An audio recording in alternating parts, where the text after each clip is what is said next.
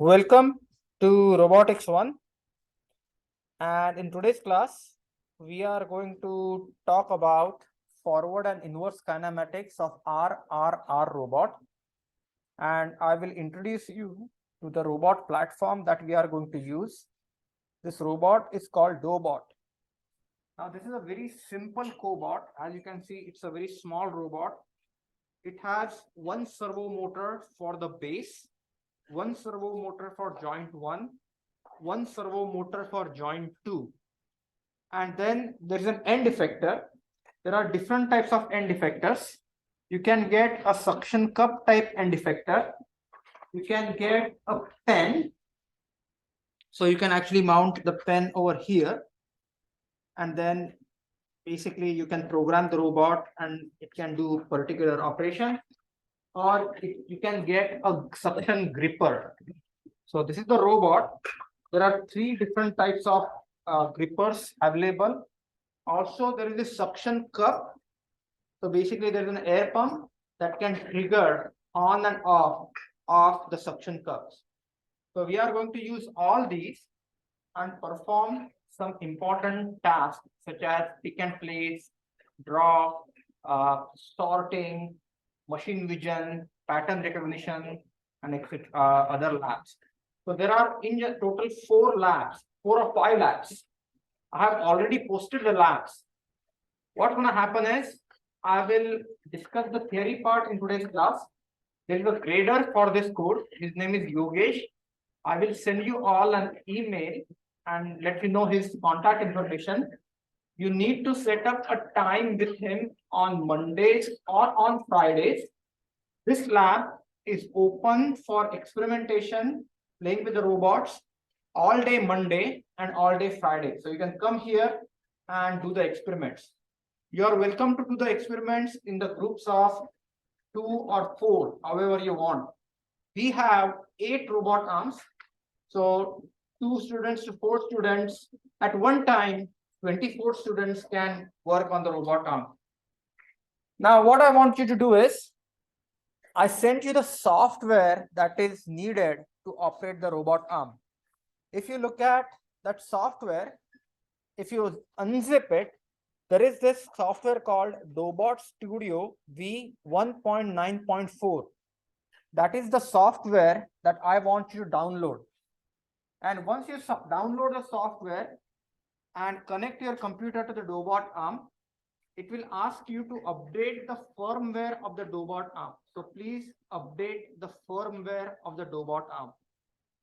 Now, as you can see, this robot arm has 4 joints, and we are going to solve forward and inverse kinematics of this robot. First joint is this joint 1. So I want you to look at J1. I'm going to press J1. Can you see the robot arm rotating? J1 minus J1. This is the first joint. Are you with me? Then you have the robot J2, which is the joint 2. J2. Then there is J3. And J4, we have not attached, but J4 is basically the joint, which is once you attach the servo motor here, that becomes a joint 4. So this robot has first R, which is perpendicular to second R, that is parallel to third R. So R perpendicular, R parallel, R is the configuration of this robot arm. Everyone understood this? This is the robot. Now, what I want you to tell you is this platform is very good. You can program this robot arm in ROS. You can program this robot arm in Python. You can actually create a digital twin and perform the programming inside the virtual environment so that you can experiment before you come to the lab. So your program will be ready, and then you can actually come to the robot lab, program your robot, and see if your program is working. This robot can do a lot of things. For an example, it has something called as the teach button. So in the teach button, is it like you can actually teach the robot arm. You can press the button, move it forward and backward. It remembers the joint angles, time and trajectory, and it can repeat that motion. So it's like a cobot. So if you just, right now, robot arm is super rigid. As soon as you press this teach button, it becomes super easy to rotate. So you can actually move this robot arm, teach the robot arm what motions you want to do, and then the robot arm will perform these motions. So there is this teach and playback. Are you with me so far? So, and wherein what you can do is you can actually, once this robot arm is connected, you can actually play with it, and then basically you can record the motion and then teach it and have it go forward and backward. So you can see that it will record the positions and then it will track the trajectory. Now, if you go back, so it will actually, this is the home position of the robot arm. So you make that robot arm go back to home. So this is how its robot is homing. Now robot home. And you can actually, there are a lot of other options. This robot arm can be used for 3D printing. You attach a 3D printing head and it can do a 3D printing in 3 dimensions. You attach a laser engraver. This robot arm can do an engraving. You can attach the pen and this robot arm can draw. In the past, my students actually designed the robot arm to play tic-tac-toe. So when it will play tic-tac-toe with the human operator. And this robot arm can be programmed using MATLAB. This robot arm can be programmed using ROS. It can be programmed using Python. Now there is a lot to this robot arm. You can play with it. Just be very careful with it. It's a very expensive robot arm. So after using, once we are done using that, there is a cabinet. So we will store the robot arms in those cabinets. Now, what I want to show you that there is one more software which I want you to look at. And if you have not installed Dobot Studio, please install Dobot Studio. The other software which I want you to see is basically this Dobot Lab. This is another software. This is also a very good software. And this Dobot Lab software, this is actually a digital twin. I'll show you what that means.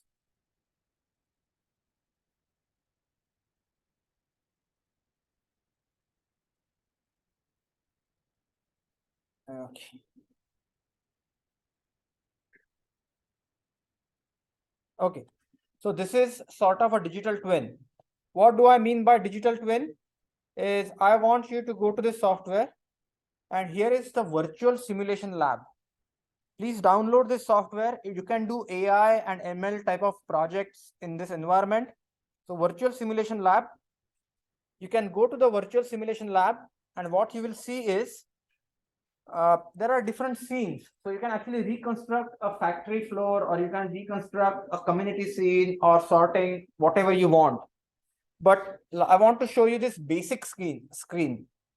And there are 2 ways this robot can be programmed. I don't know. Basically, this robot is used to teach high schoolers how to code. So there is a blocky option. Okay, you can create the program in blocky. Remember Scratch, MIT Scratch? You can program in blocky. Or you can program in Python. For our class, we are going to use Python. So I'll just start with robot blocky. So here, now it will open. And you can switch between the programming. You can actually create a blocky program, convert that into a Python program, take the Python program, convert it into blocky program. So for an example, now here, this is the virtual robot. So it will load the virtual robot. And this may take a little bit of time because it needs to talk to the server and download the files and all. And then what you do is you connect this robot. To connect a robot, you can actually connect a physical robot as well. For that, you need to download Dobot Link. So 3 important software that you need to download on your machines are Dobot Studio, Dobot Lab, and Dobot Link. Everyone understood this? Okay. Now, please note that this is the robot. This is the magician light. This is the full the big magician, and this is the magician light. What you want to do is, here you want to start with events. When this is pressed, and then I'm gonna say jump to something like x is equal to, I'm gonna say 100, and then I will go to events, and finally I would say stop all. Okay, I just want to show you one simple case. Then you have to connect. Okay, so this simulation will get connected. Connect. Okay, and then the robot arm will be connected, and then when you click go, so basically it's giving me an inverse kinematics error, but I can actually show you. Excuse me, Professor Redcar. Can change this. Change the value of x. This actually hits the inverse kinematic error for this guy. So change the value of this, and then this robot arm will actually move. The other advantage, so let's just bear with me for a second. So I'll say to 20. Okay. Hi, Professor Redcar, can you hear me? Okay. So again, this is giving me an error. And there are soft limits and there are hard limits that you can play with. So you can actually manipulate this. And one thing I want to show you is the robot in virtual reality will perform these motions once you have set up correctly. But one thing that I want to show you is, if you switch programming, it will take that blocky program and convert that into a Python program. So if you are not comfortable with Python, if you just need some help, then you can actually create, for an example, the blocky program and convert that into a Python program. For an example, from Dobot, so if you want to say point-to-point movement, then you will see here. Then basically you will go to so, and then what you can do is connect and then run. So you can actually set up the appropriate values, and then it will implement those in Python 3. Everyone understood this? So there is a backend for Python. You can program this robot in Python. You can program this robot in ROS. There is something else which I want to tell you, and which is I want in the same folder, there is a folder wherein the robot descriptor file is stored, URDF. If you look at that file, URDF file is the robot descriptor file, which actually specifies the robot joint and all the parameters. You can import that URDF file in any robot simulation program like Gazebo, MATLAB, VREP, or DK, Robot DK. So you can import those files. We are going to use MATLAB. So what I want you to do is, I want you to look at that URDF file. Are you able to go to the folder? There you will see demo.urdf. There is a file called demo.urdf. You can import that demo.urdf file using the command robot import in MATLAB. And this robot, the whole robot, can be imported in the MATLAB. So basically you will get this robot inside the MATLAB, and you can program, you can simulate the robot motion inside MATLAB. Everyone understood this? This is a lot of fun to play. And after this, once initial first 3-4 laps are done, there is a conveyor kit. There is a machine vision camera. all that stuff we will add to it and then make it a very nice demo. So you will get some hands-on experience on how to work with the robot, how to use the digital twin, how to program robot in Python, maybe a little bit of ROS, MATLAB, all that type of stuff. Everyone understood this? So I think there are 5 labs, if I'm correct. There are 5 labs. Total 40% of your grade depends upon lab.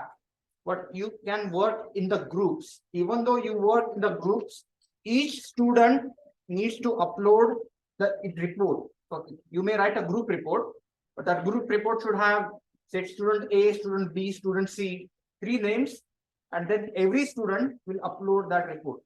Everyone understood this? Same with the Python files, same with the MATLAB files. Everyone understood this? So I don't think any of you, I don't know if you have classes on Friday or you have classes on Monday, but the grader will be here all day. Just make an appointment. Each lab should take anywhere between 2 to 3. First lab should not take you more than 1 hour. So let me show you what those labs are. So now what I want, online students, any question?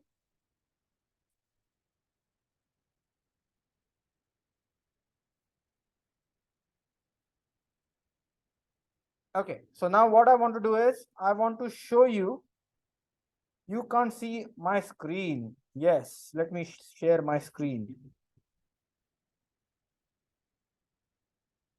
So this is the screen. This is the virtual program. So let me change this to x is equal to 50, z is equal to 50, and run. And you can rotate this. So import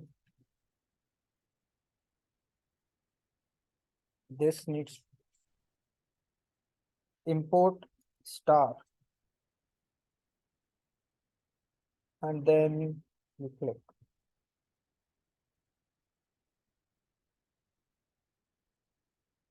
So you will see that robot move.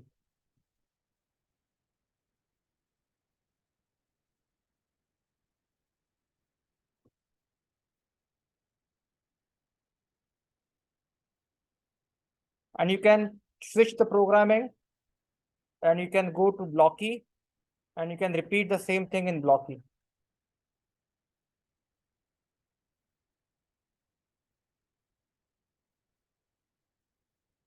So you can actually do the same thing in Blocky, and you can actually program. So these are the softwares that I want you to use. The idea would be that you may be able to do part of the lab at home. So you don't have to spend time in trial and error over here. You can actually do the lab in a virtual environment and then come to the class, come to the lab, do the lab, make some adjustments, do some fine tuning, and then get done with it. So every Tuesday and Friday, this lab will be available. You can come here. Just make sure you have the grader, and the grader can help you or set it up or with this. Any questions?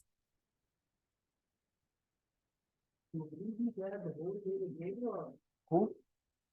Grader will be here for the whole day, but you need to make an appointment because I don't want him to come and nobody shows up. So if your group is coming, you have to tell him that he'll be coming. He will come here. He will give you a robot, and then you can play with it. You can coordinate with the grader appropriate time on Tuesday and Thursday, and then come and do the lab. So if you get a chance, I would encourage you to just quickly go to my issue, and I'll show you Tuesday and Friday.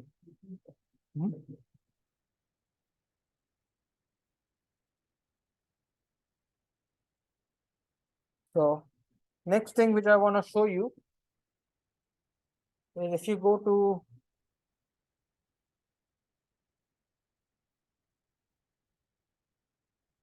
my issue, robotic system 1.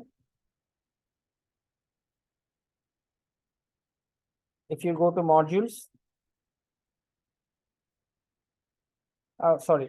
assignments,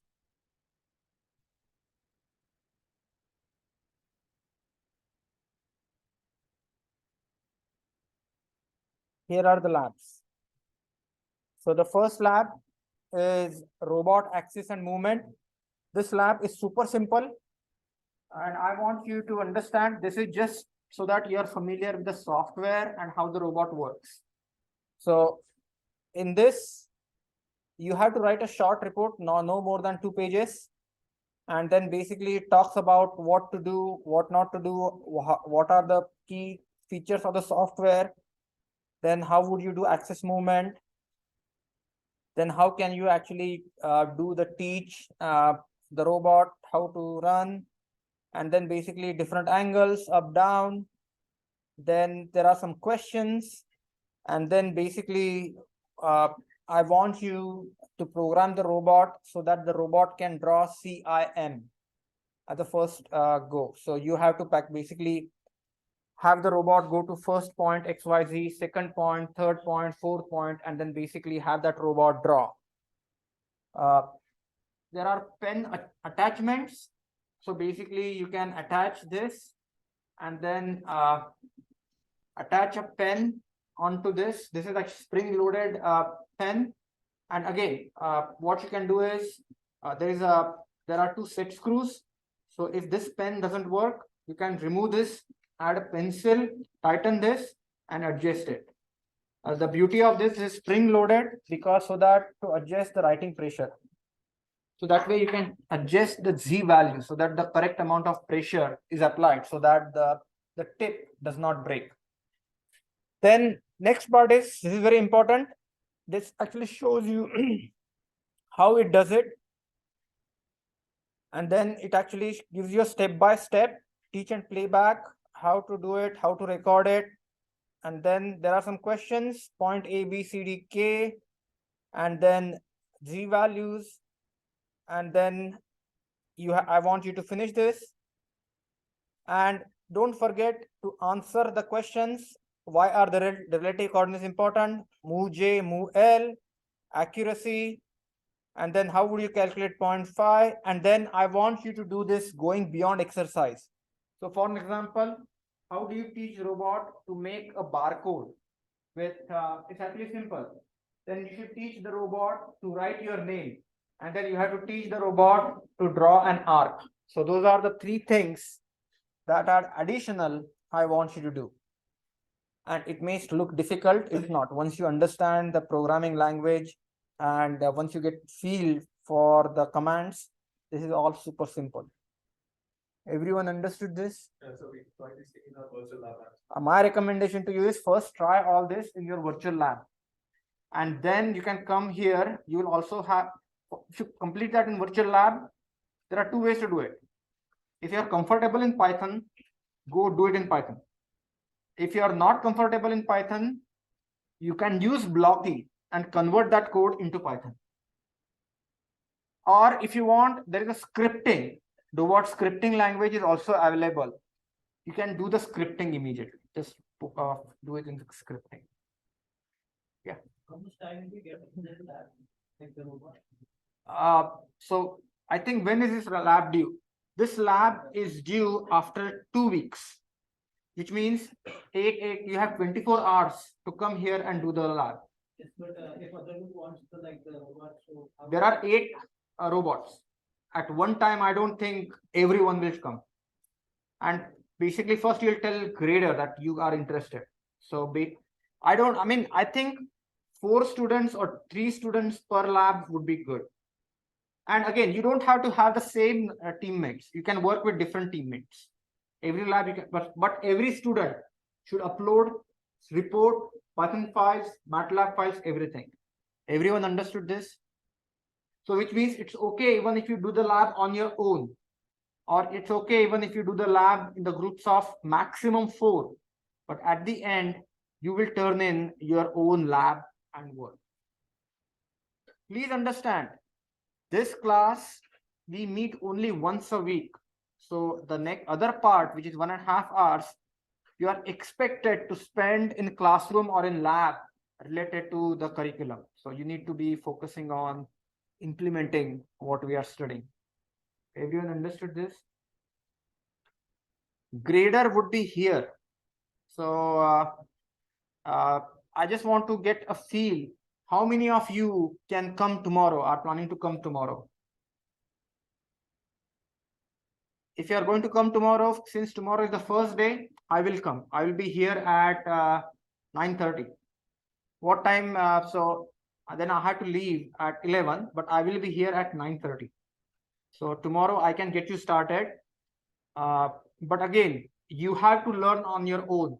I'm not going to give you the solution. You have to learn how to program the robot, how to, and be very careful with this robot. This is a robot. This is a robust platform, but don't drop it and be extremely careful. We just have 8 robots. Okay. Online students, any question? No, you can sign up as individual and impromptu team and others. Yeah, you can just complete the lab. And so please understand, even though we are allowing students to take this course online, the expectation is there is some hands-on lab component. So if you are in Tempe, or if you are in Arizona, or if you are in resident student, you are expected to come here and do the lab. There are a couple of students that they are out of country because of some reasons. So send me an email if you are out of country, and if you have no access, if you can't access the lab, then I have an alternate lab that I will send you, so that you can do on your own, which is exactly similar, but instead of using this robot arm, you would buy a robot arm kit on Amazon and build the robot arm and perform the lab. So that little bit of more work, but you can do it. It will be like individual. Okay, any questions? We can come to the lab in like a whole week or only on Tuesdays and. So Tuesdays and Thursdays, entire day, there are no classes in this lab. Okay. So that's why I reserved those for this particular. But there are some times when the lab might be open. Huh? Tuesday and Friday. Did I say something? Yeah. Tuesday and Friday. Tuesday and Friday. And then other thing is, I'm gonna be here on Monday. So you are welcome to come Monday afternoon. And then after the lab, after the class, you can wait here and you are welcome to work on the robot if that works with your schedule. So either way is fine, but whatever works for you, just let me know and we will make it happen. And be very careful with this robot. I will show you how to place those and where to place those. So you see that cabinet over there in the back, the new cabinet, brown color cabinet. So the bottommost drawer of that cabinet, I have put these suction cups, pens, gripper, all that stuff. There are, I think, 4 shelves. So 2 robots can go in one shelf. So basically you have to flatten the robot and place them. So like this, only thing is you will do something like this and place them. One robot, other robot.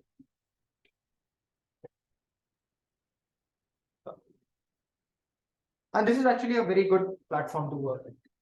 Okay, with that, we can start with today's lesson.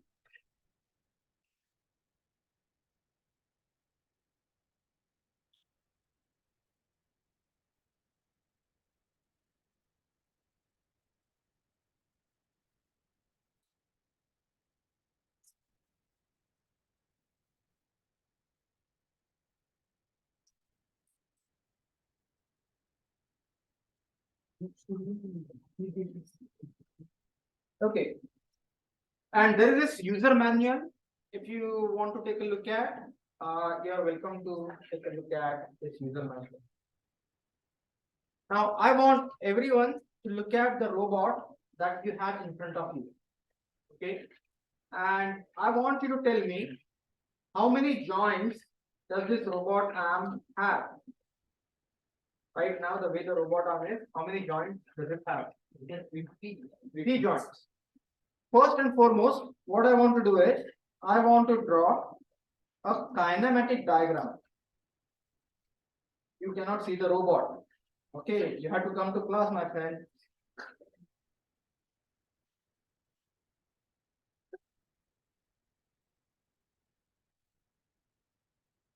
So if you understand, this is the robot, but now we are moving away from robot. So now this is the robot. There is the first revolute joint, second revolute joint, and third revolute joint. Sometimes the actual geometry of the robot may be different than the kinematic diagram, but fundamental operating principle should be the same.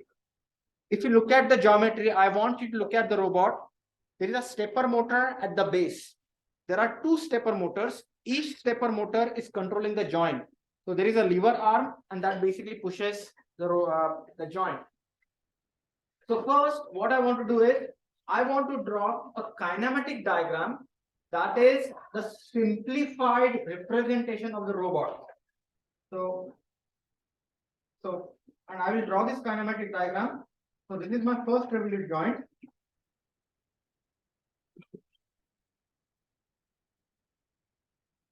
This is my second revolute joint.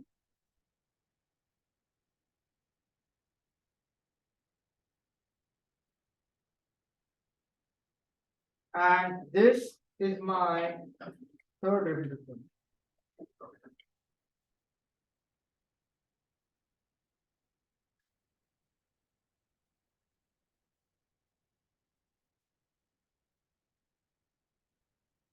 And at the end, I have this end effector.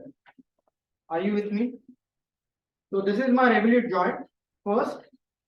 This is my second revolute joint. And this is my third revolute joint.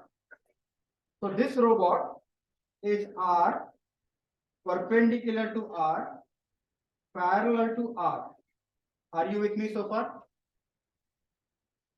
And please understand, if you try to stretch this robot,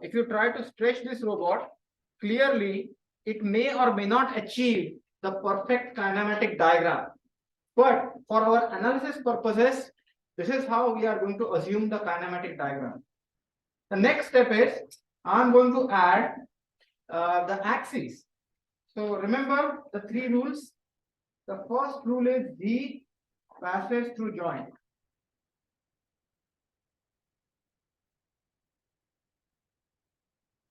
Second, Xn perpendicular to Zn and Zn minus 1.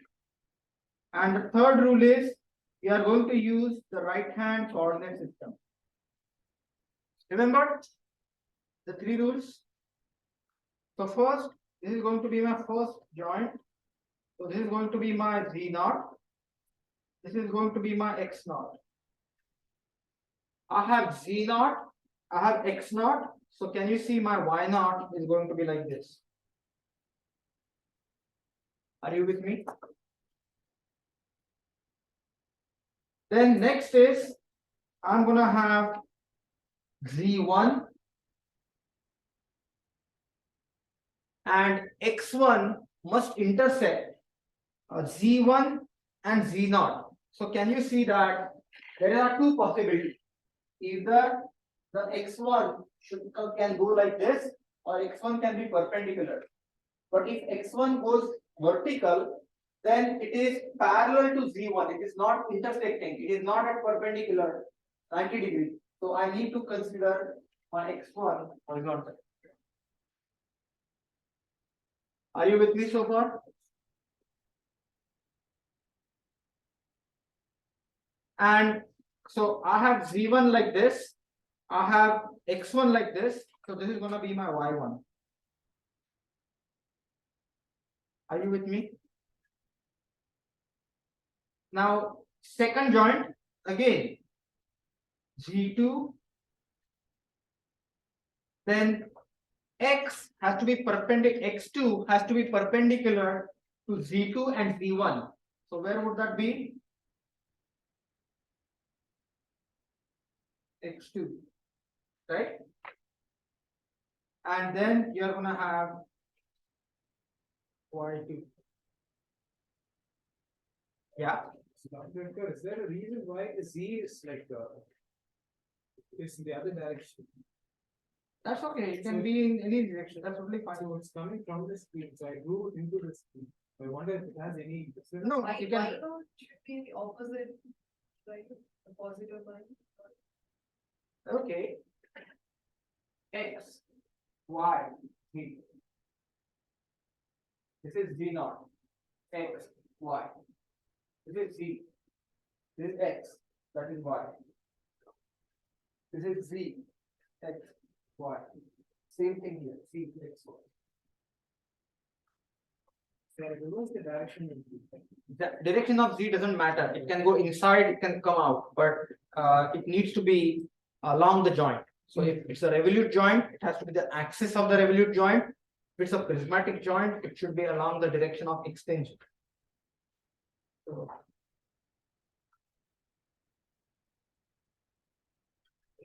X3, Y3. And let me repeat once again. First and foremost, everyone understood that the robot arm, the robot that we have is a revolute, revolute, revolute, and the end effector. So first step is I need to assign the coordinate frame. The first coordinate frame is the zeroth coordinate frame. Zeroth coordinate frame, the first rule is Z-axis needs to pass through the axis of rotation. Everyone okay with the Z naught? There is no frame before zeroth frame. There is no frame before zeroth frame. So I have drawn X naught like this. I can draw X naught like in this direction as well. Nobody prevented me. But just for the sake of simplicity, I assume X naught like this. Now then, right hand, this is my X, this is my Z, so my Y is going inside. Everyone okay with this? Next is this revolute joint. The Z-axis can be pointing towards outwards or can point inwards. But Z-axis needs to be aligned with the axis of rotation. Everyone understood this? X1 needs to be perpendicular to Z1 and should be perpendicular to Z0. So the only position where X1 is perpendicular to Z1 and perpendicular to Z0 is in this direction. Everyone understood this? Any questions here? Then I need to complete the triad X1, Z1 and Y1. Are you with me so far? Same thing repeats over here. This is my joint axis. So my Z2 is coming out. Then my X2 has to be perpendicular to Z2 and Z1. X2 has to be perpendicular to Z2 and Z1. This is the only direction where X2 is perpendicular to Z2 and perpendicular to Z1. You agree with me? Then I will complete the triad. So I get X2, Z2, and the third one is Y2. Everyone understood this? End effector, there is no joint. There is no joint at the end effector. So what I did, I just grabbed the frame that I have here and placed it over here. That makes my life easier. Everyone understood this? This is the first problem from your assignment 1. I want you to quickly take a look at assignment 1. In assignment 1, you have a revolute joint, then perpendicular to the second revolute joint, and then you have the third revolute joint. Everyone understood this? So in your first, in your assignment 1, the first problem is like. You mean assignment 2? Assignment 1 or 2. Oh my God, assignment 2, yes. So kinematic diagram, yeah. So how far should like the last set of things be? Like X3 and X3, Y3. So where should they be? So they are at the end effector here. So if I have a tool, then what happens? So basically we attach, so for an example, if I have a tool like this, but this tool has no revolute joint, no rotation, then this becomes the end effector.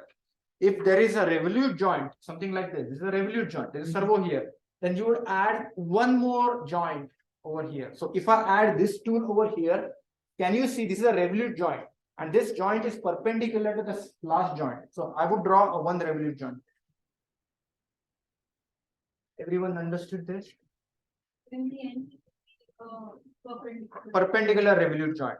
But right now I haven't added this. So it just right now what we have is we just have 3. Everyone understood it? Okay. Now what I need to do is I need to start with the rotation matrices. So this is my 0th frame, this is my first frame, this is my second frame, this is my third frame. Right? So 0R1, 0R1. Remember the standard matrix? Cosine theta 1 minus sine theta 1, 0, sine theta 1, cosine theta 1, 0, 0, 0, 1. Remember this? This is the only matrix that you should remember. But don't forget, this needs to be multiplied by projection matrix. And that projection matrix is the relationship between the new frame and the old frame. New frame comes here, x1, y1, z1, x2, no, x0, y0, z0. Are you with me so far? Now I want you to take a look at it. This is very important. Can you see x1? X1 is aligned with x0. Do you agree with me? X1 is aligned with x0. So there will be 1 here. 0, 0. Y1 is aligned with z0. Can you see that? Y1 is aligned with z0. Are you with me? And z1 is aligned with minus y0. Are you with me so far? Then what I need to do is I need to perform this multiplication. First row, first column. First row, second column. First row, third column. Second row, first column. Second row, second column. Second row, third column. Third row, first column. Third row, second column. 1. And third row, third column. Are you with me so far? Everyone understood what I did? I took the first rotation matrix. This rotation matrix I multiplied with the projection matrix. Please note, x1 is in the same direction as x0. y1 is in the direction of z0. And z1 is in the direction of minus y0. That's why you get this projection matrix 1, 0, 0, 0, 0, 1, 0, minus 1, 0. Everyone understood this? After you multiply, this is the matrix that you get. This matrix is gonna go in your homogeneous transformation. So what I need to do now is I need to write the homogeneous transformation. And in homogeneous transformation, it is 0H1. In this 0H1, first 3 by 3 matrix is going to be this rotation matrix.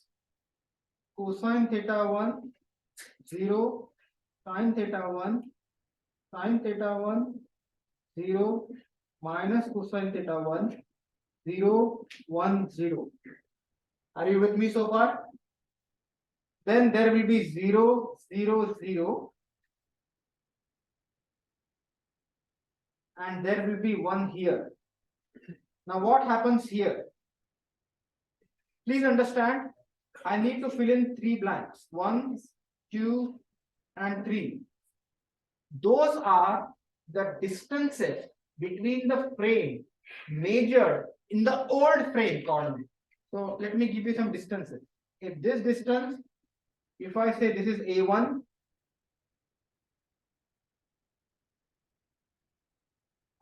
this distance is A1, and these two are aligned. So I can just say this is 0, this is 0. Now I want you to know, this is extremely important. This distance A1 should be in the 0th coordinate frame. To go from the 0th frame to first frame, I need to travel A1 units in the positive Z0 direction. Do you agree with me? To go from the 0th coordinate to the first coordinate, I need to travel A1 in the Z0 direction. So that's why I have positive Z0. So positive A1. So this will be positive A1. You agree with me? This completes my first homogeneous transformation. Now I need to repeat the same exercise for 1 R2 and 1 R2. The first matrix is going to remain the same. So this is theta 2. And why? Please understand, this theta 2, curl your fingers in the direction of theta 2. My thumb is pointing towards Z1. That's why this theta 2 is positive. Everyone understood this? It's like this. So this will become cosine theta 2 minus sine theta 2, sine theta 2, cosine theta 2, 0, 0, 0, 0, 1. You agree with me? And this needs to be multiplied with the projection matrix, old and new. What is my old frame? Old frame is x1, y1, z1. New frame is x2, y2, z2. You agree with me? Let's look at this. x2 is aligned with x1. Do you agree with me? Y2 is aligned with y1. Do you agree with me? And Z2 is aligned with Z1. So this matrix is nothing but an identity matrix. Any matrix multiplied by the identity matrix is the matrix itself. So this is going to become 1,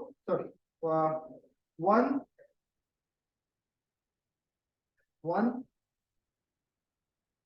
H2 is equal to. So first I need to get that rotation matrix, place it over here. Cosine theta 2 minus sine theta 2, sine theta 2, cosine theta 2, 0, 0, 0, 0, 1. Then I have this 0, 0, 0, and I have this 1. And then I will add some more values. So this distance I'm gonna call A2. And please understand, these distances needs to be valid for all the values of theta. So this is about x1, y1, z1. So what happens here? Please understand once again. This is the distance between the frame 2 and frame 1. Distance between the frame 2 in frame 1 about x1, about y1, about z1. Once again, these three are the relative displacements between the frame 2 and frame 1. But the distance is about x1, about y1, about z1, old frame. So can you see that this is going to be A2 cosine of theta 2 and this is going to be A2 sine of theta 2. You agree with me? So this will become A2 cosine theta 2, A2 sin theta 2, and then this is going to be 0. Are you with me so far? Everyone understood this? Now the last part, now you know the drill. 2 R3, right? 2 R3. How should I proceed? The rotation matrix will always remain the same because we are rotating about z axis. Cosine theta 3. So here. Once again, please understand, curl your fingers in the direction of theta 3. Thumb is pointing toward the positive z2. So this theta 3 is positive. Everyone understood this? Curl your fingers in the direction of theta 3. Right hand. Thumb is in the same direction as z2. So that is positive theta 3. Everyone clear about the sign of the angle? If you make mistakes in the sign, the forward and inverse kinematics will go wrong. So make sure you understand this. So cosine theta 3 minus sine theta 3, 0, sine theta 3, cosine theta 3, 0, 0, 0, 1. Are you with me? The projection matrix, old and new. What is my old frame? X2, Y2, Z2, right? What is my new frame? X3, Y3, Z3. Projection of X3 onto X2. Tell me, projection of X3 onto X2. 1. Yes, this is an identity matrix. And some of you might have recognized. I want you to think about it. Remember in last class, we solved this problem, R and R. Only thing is, we saw from the top. So what, remember the problem that we solved in last class? It was R parallel to R. Now we have added one more R that is perpendicular to the old, of course. So once that is done, again, same thing. This distance is A3.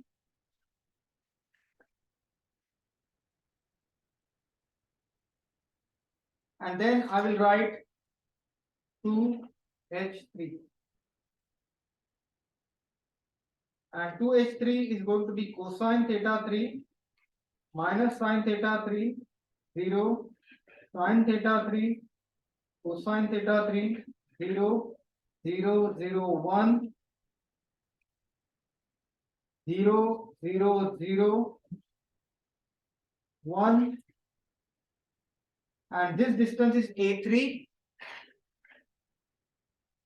So this is going to be A3 cosine theta 3, A3 sine theta 3, and 0.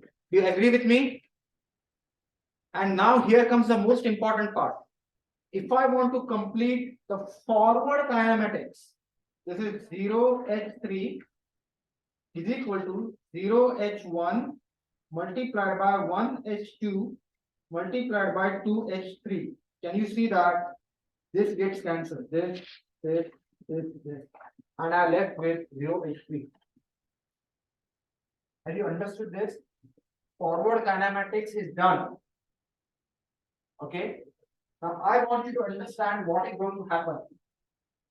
I can multiply these matrices by hand, but that is too much pain. So I'm going to use MATLAB and perform multiplication. Now what I'm going to do is, check this out. I'm going to multiply 0h, and order is very important. 0h1, 1h2, and 2h3. Okay.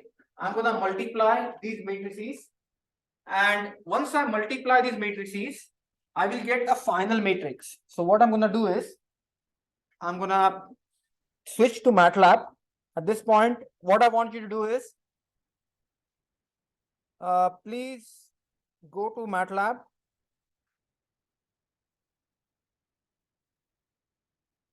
And what you can do is go to modules. Go to modules on Canvas and download forward and inverse kinematics. I want you to go to Canvas. Can you see forward and inverse kinematics? MATLAB script. Download this.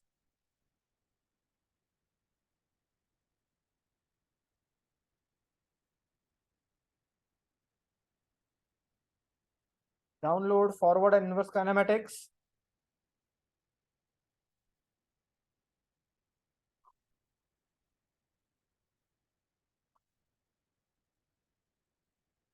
And let's look at this code for a second, and we'll run this code. So, can you see that this is R, perpendicular to R, parallel to R? You agree with me? Clear all CLC. So I'm clearing all the variables. Let me see if my MATLAB is open.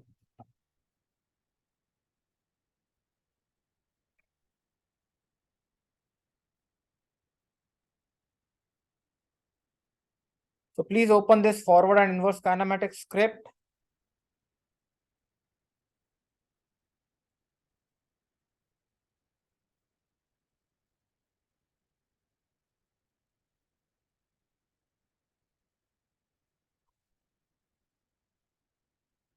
And okay, I want you to understand, once you understand this problem carefully, you will know how to solve forward kinematics and inverse kinematics.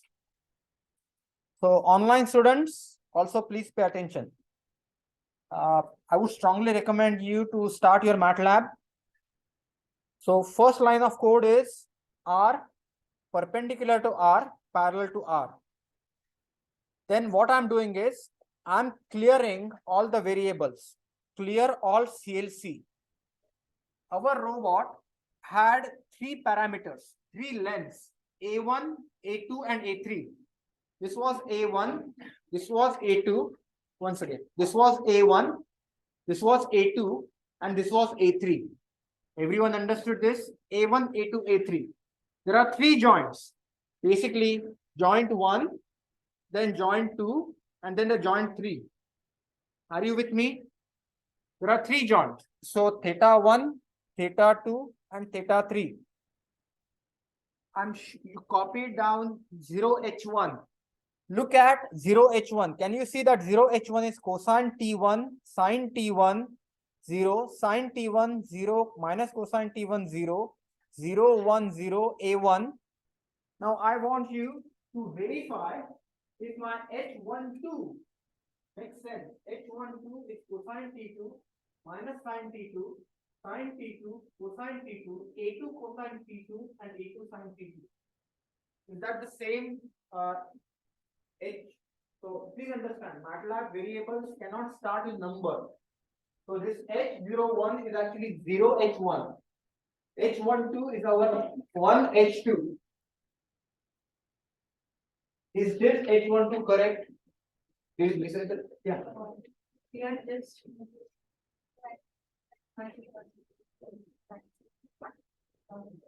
So because this A2 cosine T2 is this value has to be valid for all the values of theta. For example, if you have this joint, when your theta 2 is 0, this is going to be A2 and 0. But if your theta 2 is non-zero, then it is going to be A2 cosine theta 2 and A2 sine theta 2. This is in x direction, this is in y direction. This relationship has to be valid for all the values of theta. Everyone understood this? Now same thing happens over here. 2h3 is cosine t3 minus sine t3, sine t3, cosine t3, a3 cosine t3, and a3 sine t3. I will give you a minute to check if my homogeneous transformations that I have programmed here are same homogeneous transformations that we derive. Same. Now what I'm going to do, if I want to perform the forward kinematics, I'm going to multiply H01 multiplied by H12 multiplied by H23 and I will get 0H3. Do you agree with me? So just let's think about it for a second. What would be in that 0H3? A1, A2, A3 are the robot lengths. These are the physical lengths. They are not changing, so they are constant. Do you agree with me? A1, A2, A3 are constants. The angles T1, T2, and T3 are changing. Do you agree with me? T1, T2, T3 are changing. So once what is the forward kinematics? I provide the value of T1, T2, T3 and solution gives me X position of the end effector, Y position of the end effector and Z position of the end effector. Everyone understood this? Okay. So now what I'm gonna do is I'm gonna select this and run.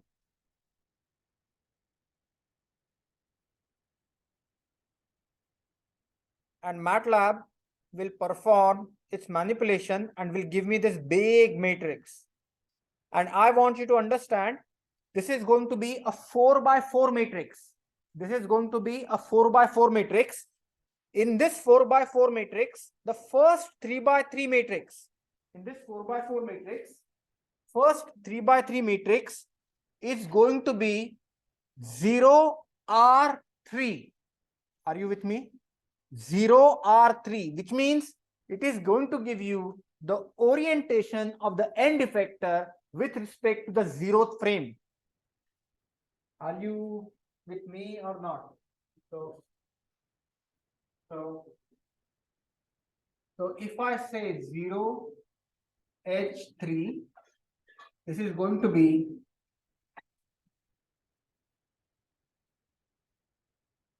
0R3 0 0 0 1 X end effector, Y end effector and Z end effector. Do you agree with me? So I want you for a minute to look at this matrix. Can you see that this is my XEE? This is my YEE. And this is my ZEE. So these are the X, Y, and Z positions of the end effector. Everyone understood this? So what did I do? I started with 0H1, multiply that by 1H2, multiply that by 2H3. 0H1 had theta 1. 1H2 had theta 2 and 2H3 had theta 3. So with all these multiplication, I have that mambo jambo of all theta 1, theta 2, theta 3. Everyone understood this? Okay. So if I substitute particular value of theta 1, if I substitute particular value of theta 2, if I substitute particular value of theta 3, then I should be able to get the value. You cannot see the robot. Okay. If I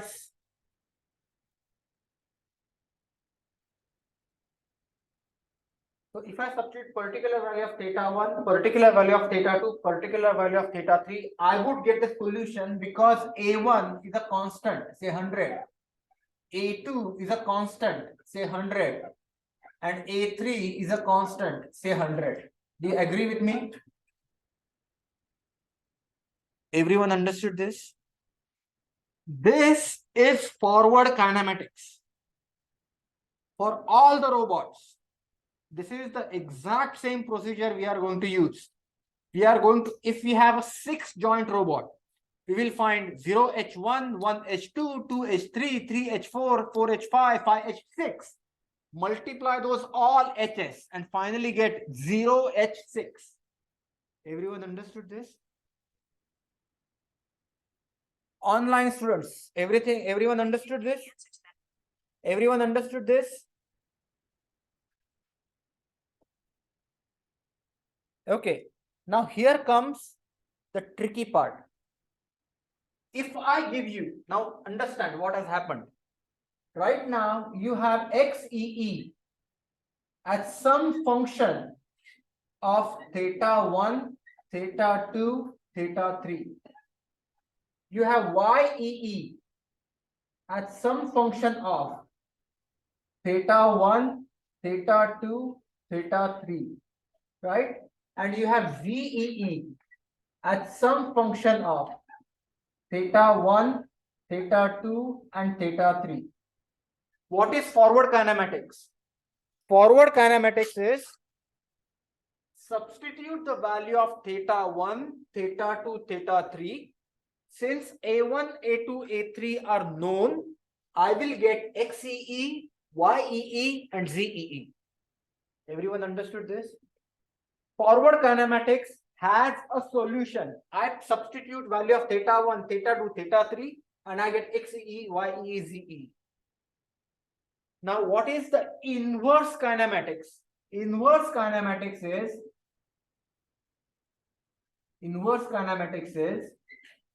I give you values of xee, yee, and zee.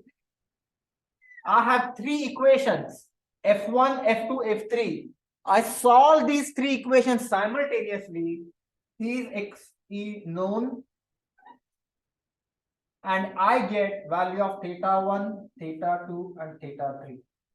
This is inverse kinematics. So in forward kinematics, I supply the values of theta, get the values of xe, ye, ze. In inverse kinematics, I give value of xee, yee, zee, and find out theta 1, theta 2, and theta 3. But here is a problem. Forward kinematics has a solution. Inverse kinematics may have a solution, may have multiple solutions, or may have no solution. Why? Because this is a transcendental equation, involves sines and cosines. So sine theta, sine 0 is 0. Sine 180 is also 0. So there are multiple solutions that are possible. Everyone understood this? So for this, you have a unique solution. For this, there may be a solution, no solution, or multiple solutions. There is a trigonometric jugglery that you can do to solve those equations. So basically substitute, convert cosine term into tan terms into sine terms, add, subtract, multiply, square, all that stuff. And if you look at the textbook will describe two techniques to solve these types of equations. But we are going to use MATLAB. MATLAB is so smart that it will perform all these computations and give you the solution. So what I want you to do is, I want you to look at the next problem. The next problem, I'm trying to solve the inverse kinematic solution. So let me give an example. MATLAB needs to deal with numbers. Everyone understood that 0h3 is going to contain the relative orientation of the end effector with the base frame and relative position of the end effector with respect to the base frame. Everyone understood this? This must be absolutely clear. 0h3 contains the orientation of the end effector with respect to the base frame, and the px, py, pz are the distances from the base frame. What I did, I just copied px, py, pz. Remember the px, py, pz that we got here, that I copied over here. Substituted value of A1 as 135, A2 as 165, A3 as 170. So I'm assuming A1 is equal to 135, A2 is equal to 165, A3 is equal to 170. I'm substituting values of theta 1, theta 2, and theta 3 here. T1 is 0, so theta 1 is 0, theta 2 is 35 degrees, and theta 3 is 60 degrees. Do you agree with me? And then since I'm working in the symbolic algebra, please note my A1, A2, A3 are symbolic, T1, T2, T3 are symbolic. I will have to use the command subs. So when I say sub, this Px will get substituted by those particular quantities. So what I would do is, I would find out Px, Py. So check this out. And I want you to run this code. Once you run this code, what this will tell you is this will tell you what are the values of Px, Py, and Pz. The values of Px, Py, and Pz for the given values of A1, A2, A3, and T1, T2, T3. Are you with me? A1 is 135, A2 is 165, A3 is 170, and theta 1 is 0 degrees, theta 2 is 35 degrees, theta 3 is minus 60 degrees. So this Px nu, Py nu, and Pz nu gives me the solution when I substitute those A1, A2, A3, and T1, T2, T3 in that base expression. Everyone understood this? So finally, I got these numbers.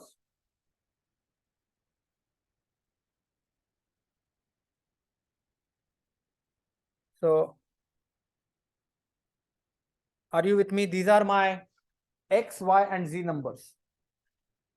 Now, I want to solve the inverse problem. What is the inverse problem? The inverse problem is, I'm going to supply Px as 289, Py as 0, and Pz as this value, which is shown over here, 157. And I'm gonna ask what is the value of theta 1, theta 2, and theta 3 of the robot joint values that will give me Px1, Px, Py, and Pz. Everyone understood this? The first part, I solved a forward problem. I gave the values of theta 1, theta 2, theta 3, and find out Px, Py, Pz.